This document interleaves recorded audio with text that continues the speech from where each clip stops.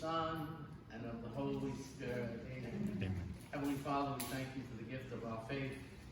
We thank you most especially for the sacraments. We ask that you open up our minds and deepen our trust in the great gifts that they are. Give us peace and quiet during this next hour so we may enjoy the fruits of learning, and may it all go to helping us to have a deeper relation to you. Hail Mary, full of grace, the Lord is with thee. Blessed art thou among women, and blessed is the fruit of thy womb, Jesus. Holy Mary, Mother of God, pray for us sinners, now and at the hour of our death. Amen. In the name of the Father, Son, and Holy Spirit.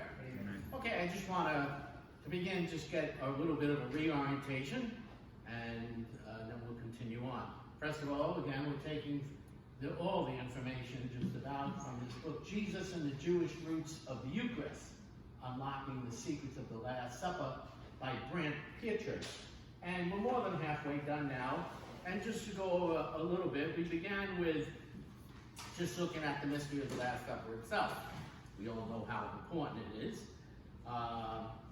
Then it went into that topic, which is a very interesting topic, and you could do tons more studying on it, but what were the Jewish people waiting for? This whole notion of what was a Messiah. Then we went to the whole connection with the Exodus and the manna in the desert, and what was the sense of the Passover.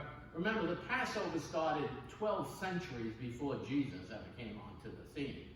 So we looked a little bit at the developments of the Passover, especially as it applied to how it would apply to the Catholic Mass, okay? So I think after tonight, we'll have about probably 2 more sessions of this, and then we pretty much would be over with this, and we'll move on to something else. One point I want to mention from kind of like picking up last week, when we think of manna, we think of the Exodus, and right, we should.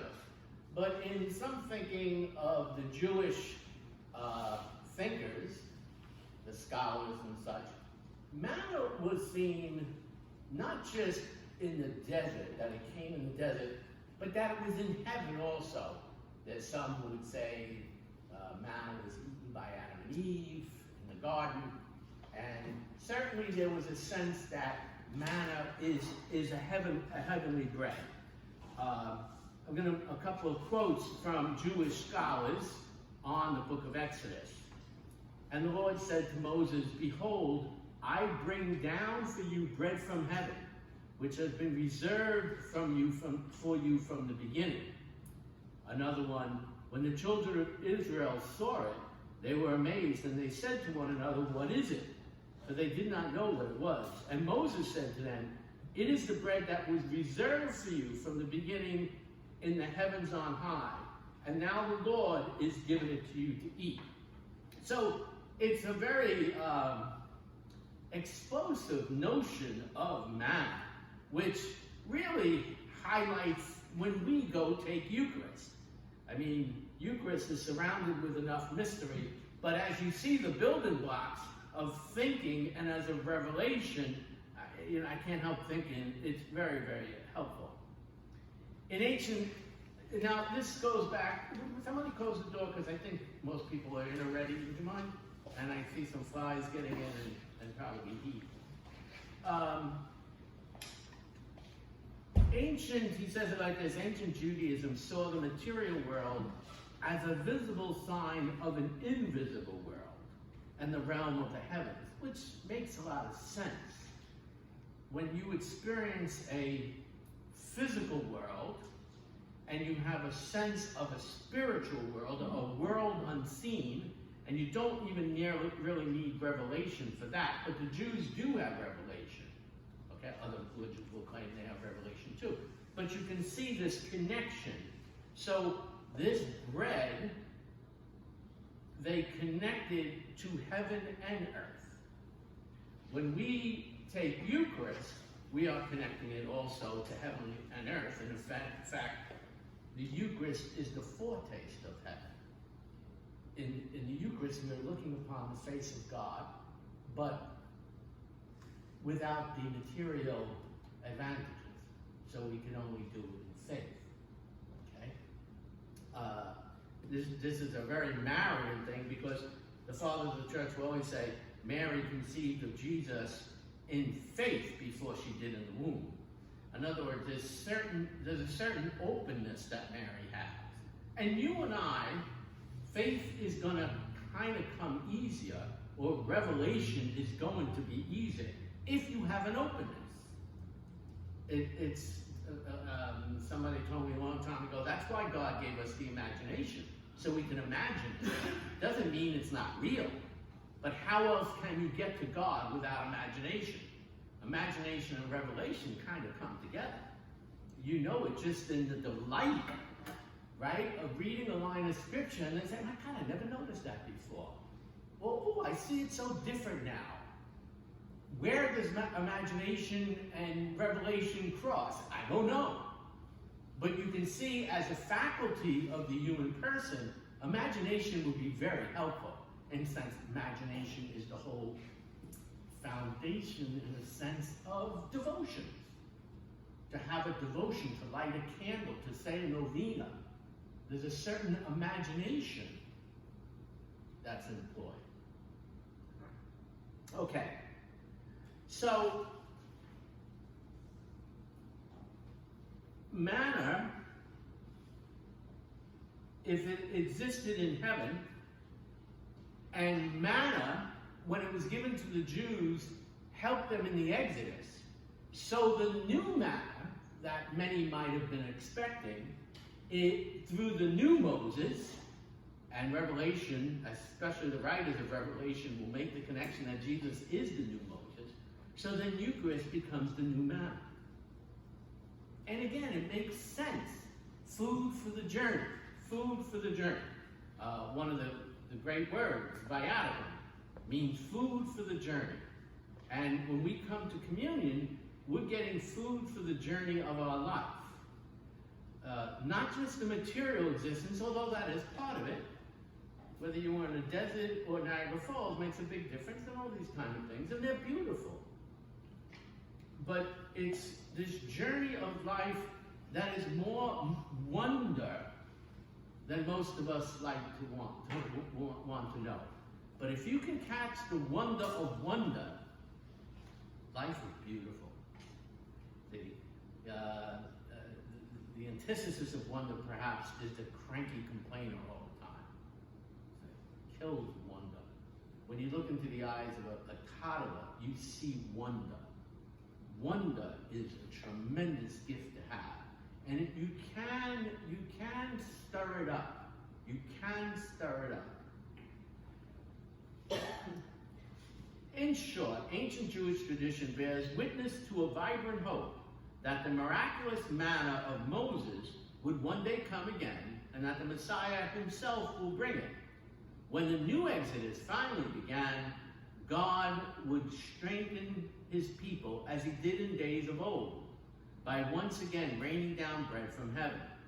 This would happen every day, so that the people of God might have a foretaste of the new promised land in the new creation, what some rabbis called the bread of the world to come. Okay, so, according to the Gospels, they make two very important connections. That Jesus sees himself as the new manna, and that there is a new manna. First is in the Lord's Prayer. Give us this day our daily bread. Okay? And we'll look at that a little bit, because he uses some scholarship to parse the Greek words for it. And he says it really reads, give us this day our supernatural bread, or our super substantial bread. These aren't words he's making up. These are what scholars do when they break down the original languages as much as they can. And so, the bread that Jesus is talking about in the Our Father, and it's certainly nothing wrong to also mean it for all my needs. Give me this day for all my needs. But the fuller meaning, this supernatural, this super substantial bread that keeps me going for the journey. Okay? I don't know when the church started saying daily mass. Obviously, it's a long time. And you can see, for those who choose to go to daily mass, and it's very common to hear people say they can't do without it, or some connection to being nourished daily. Now, obviously, this is a free choice of a person. You're not under any obligation, but for many who find it that practice, they find it as a stability in their life, in their day and in their life. Don't want to get too much caught on this substance and stuff, but okay. There is a wonderful Anglican scholar, a New Testament scholar by the name of N.T. Wright. You can find his books in the library because he's so important of a scholar. He has a wonderful book on Paul, but he's really worth reading. He says this about, "Give us this day our daily bread," in the Lord's Prayer. And this is a quote from N.T. Wright. "Manna was not needed in Egypt, nor would it be needed in the Promised Land. It is the food of inaugurated eschatology, future. Okay, you don't need food in Egypt because they were eating well in Egypt. You don't need manna. You don't need manna in the Promised Land because that's the land of milk and honey. But between Egypt and the Promised Land, between time and eternity, you need this food. This food is needed because the kingdom has already broken in and because it is not yet consummated. The daily provision of manna signals that the Exodus has begun, but also that we are not yet living in the land." Maybe another way to look at it, or another accent on this point, you see, we are not people of the first advent. Jesus came already. Even at Christmas time, yes, we're celebrating the birth of Jesus, but we are people of the second advent. We are waiting to be birthed into eternity. We are waiting for the fullness of time, okay? And while we're waiting, we're being nourished by this manna that helps and is essential to the process of transformation. And that's the goal of the human person on this side of eternity, to be transformed. Not I, but Christ lives in me, to allow Christ into you, to allow his grace, to even renew your sin, renew your failures, whatever the case may be, to help build up the kingdom of God. All right. The first thing, as I said, about Jesus talking about the new manna was in the garden. I mean, in the Lord's Prayer. The second is John chapter 6, which is called the Bread of Life Discourse. John's chapters are very long, and they are filled with Jesus' words. You read John 13-17, it's very, very long, and it has, supposedly, Jesus having uttered it in the upper room. Matthew, Mark, and Luke don't have any of it. But anyway, Jesus is clearly making reference to manna. He's clear in John 6. And then he starts talking, unless you eat my body and drink my blood, you have no life in you. And many disciples left that day. They found that too difficult to take because of a lot of reasons. Just the thought of eating somebody's body and drinking somebody's blood, all this kind of stuff was going to be really, really difficult. Now, this is the other thing. This is a hard saying. Well, Jesus offers a response, not at that moment, but the response is this, and maybe even a book like this could begin with this.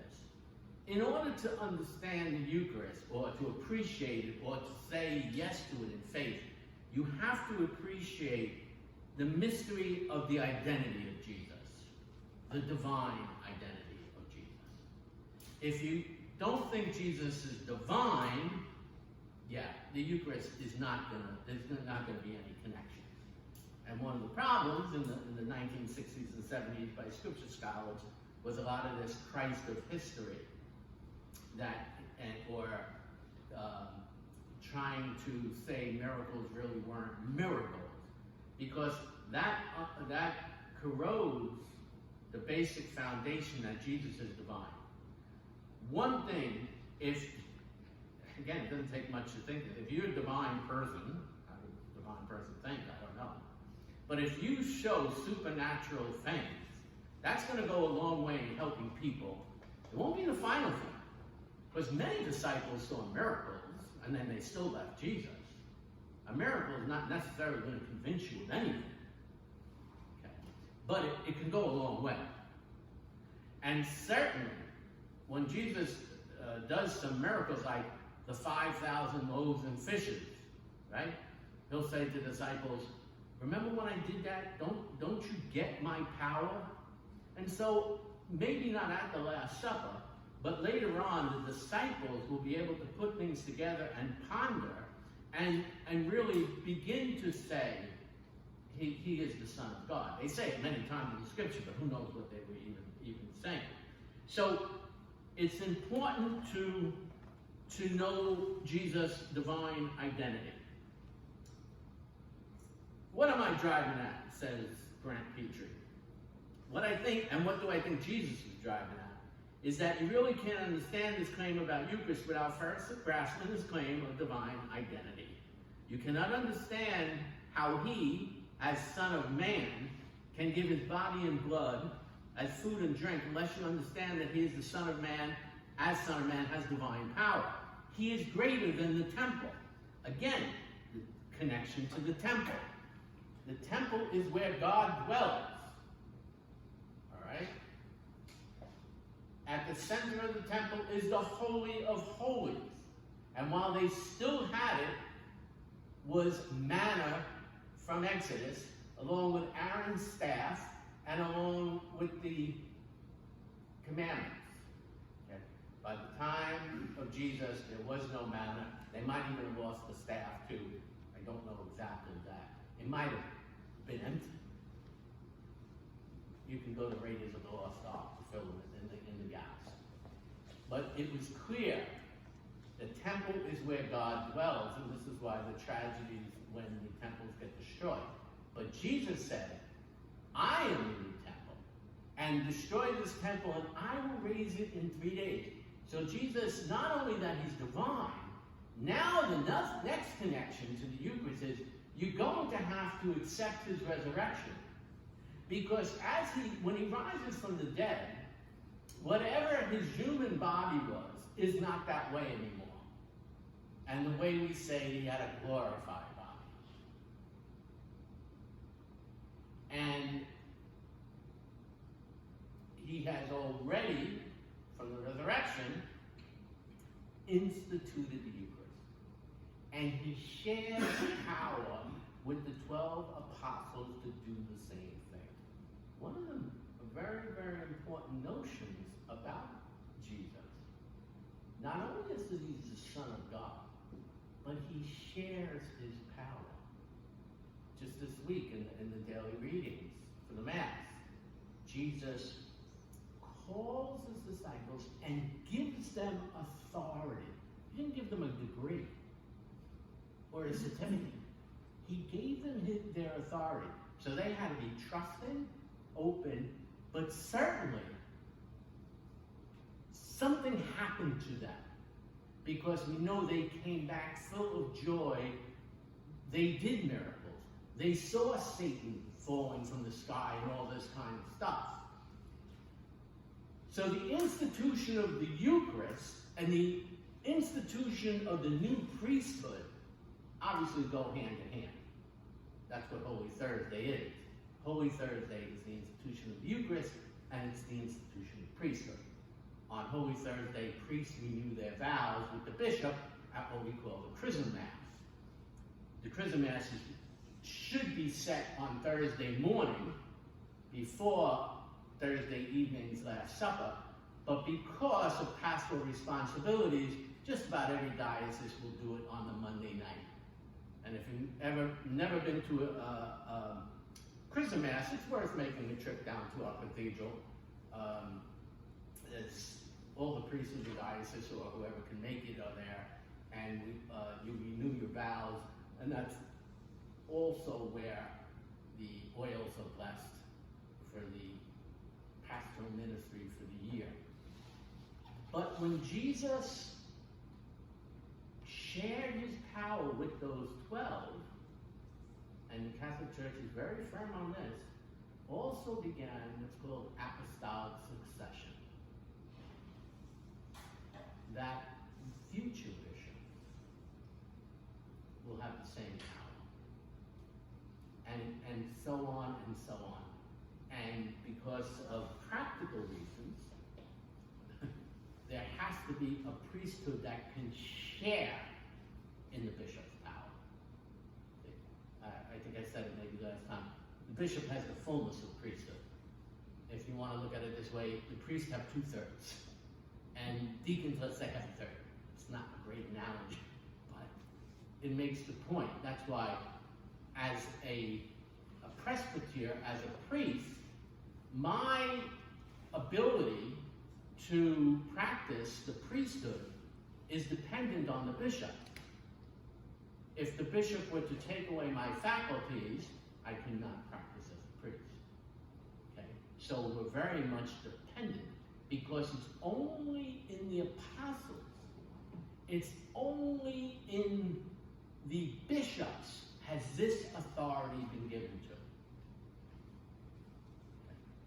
And this is going to have consequences in many areas, which we're not going to get into right now. So far, so good? Okay. So his divine identity, and then his resurrected body. Because his resurrected body is in spirit. In both the Old and New Testament, the spirit is real, more real than anything in the visible world. Earlier in the same gospel, when Jesus said God is spirit, he certainly didn't mean that God is merely symbolic. Because we're going to have the issue of, did Jesus mean what he said, or is it symbolic? Okay? For just the purpose of this, most of the Protestant world will say it's just symbolic. But for the Catholics, it's not symbolic. It's very, very real. And it's real because of the Spirit. It is the Spirit that raises Jesus. It is the Spirit that is given to you in baptism. It is the Spirit that not only renews you in confession, prompts you to go to confession. And you probably, for the sake of this discussion, can put spirit and grace kind of together. And even Jesus will say to his disciples, it is better that I leave so that the Spirit may come. And so that's how we can come to this peace, acceptance, that yes, Jesus really is truly present, body, blood, soul, and divinity. I'm sure a lot of you have had problems or questions about that, and obviously it's very reasonable and this and that. I can only say for myself,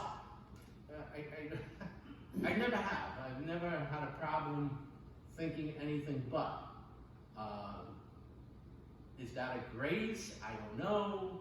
I don't think it's from lack of studying or things like that. I just have to think it's a grace. Because to want to believe and not to believe is a very challenging thing. And I'm sure many, many people God has tremendous love for in their struggle with dealing with, is this real or not? because it's going to turn on a lot of things, perhaps. Maybe for me, it comes down to trusting the church and never, since a little child, never having a problem with the authority of the church. I've always found comfort in the authority of the church because everything else looked chaotic. Even in my visits to the Blessed Sacrament when I was a boy, they were very peaceful when everything else could seem chaotic. But the author certainly wants us to know that, again, you have to have an appreciation of the divine identity of Jesus and that he resurrected. So if you don't believe Jesus resurrected from the dead, then you can't be open to the Spirit.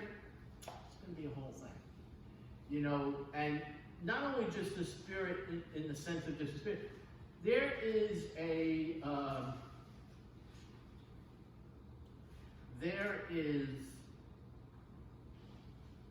we say, we are in the end times.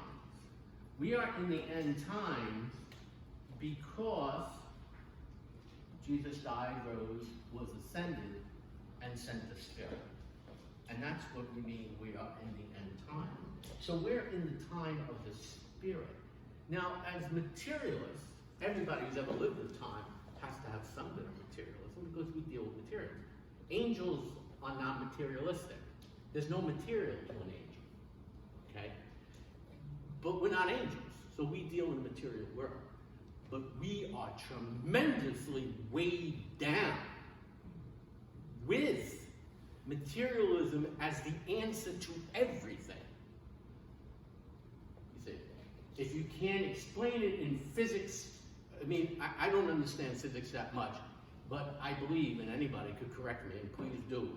I think one of the things about Einstein was that the theory of relativity has the potential to explain everything. I think I learned that on the Big Bang Theory, actually, so I really don't know how valid that is. But you can see, the more you go to materialism, the more you're going to want everything explained from that. That's why everybody's always looking for a gene for something. Now, obviously, in the world of science, the study of genes was a magnificent breakthrough. All of a sudden, you have a gene for this and a gene for that. But there's got to be a line. About 10 years ago, I read an article that they claimed they found the gene that prompts people to commit adultery. I don't know. That seems like a spiritual problem, not a material problem. But again, these lines are very, very difficult to draw. See,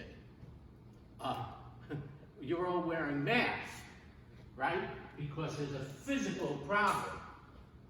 But it might become more than just a physical problem. It might become a spiritual problem.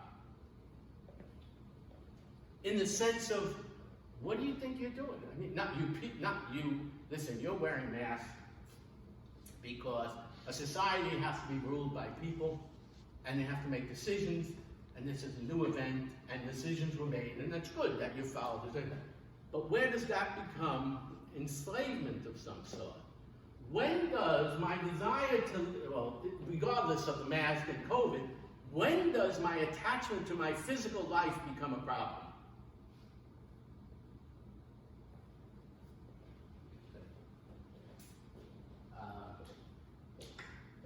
And it's not that we're weak or foolish, it's that that's what sin did. Sin introduced death into the world. God didn't introduce death into the world. There's no death in the garden until what happens?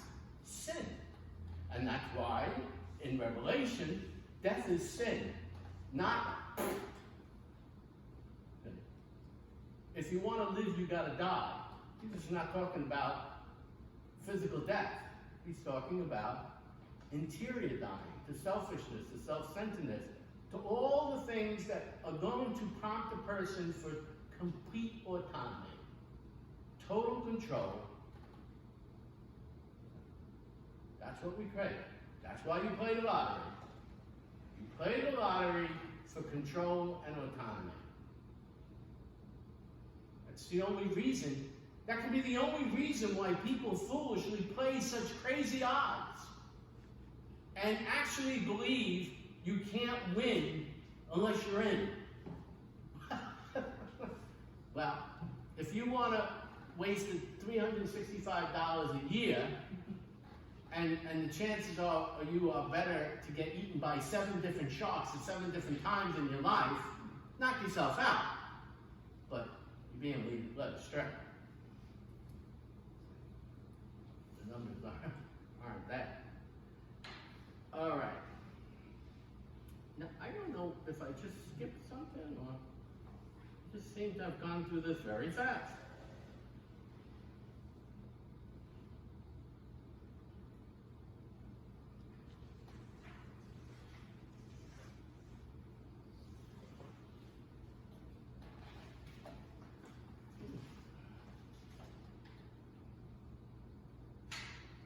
Yeah, actually that kind of might be it for tonight, because I didn't prepare anything else after that. So the 2 things you want to take away, certainly that Jesus, it is a hard saying. John chapter 6 is a hard saying. And if you're not familiar with John chapter 6, go read it, just 1 chapter, it'll take you 10 minutes. And it's all there. And it is, I've often preached, it's the saddest line, it's at the end. Many of his disciples left that day, they found that kind of talk too difficult to take. Again, disciples, not casual onlookers. These are people already committed to following Jesus. Probably they saw amazing things. But this business about Eucharist was far too much for them. Jesus doesn't say, let me explain this. I didn't mean it that way. Remember what he does do? What does he do? Does anybody remember? He turns right away and he says to Peter, do you want to leave too? In other words, this is a point of decision. And what does Peter say? Where will I go, Lord? You seem to have the words of everlasting life. If you're fortunate in your faith, you are going to come to moments of decision that are going to be crisis moments. When you have to make a decision in faith, it almost has to be a crisis because it's that great and horrible day. The crisis is somewhere, somehow, Jesus is asking you to let go of something. You may not even know what it is, and it might not be anything in the material world. Just something that he's working with you. How you're grasping reality.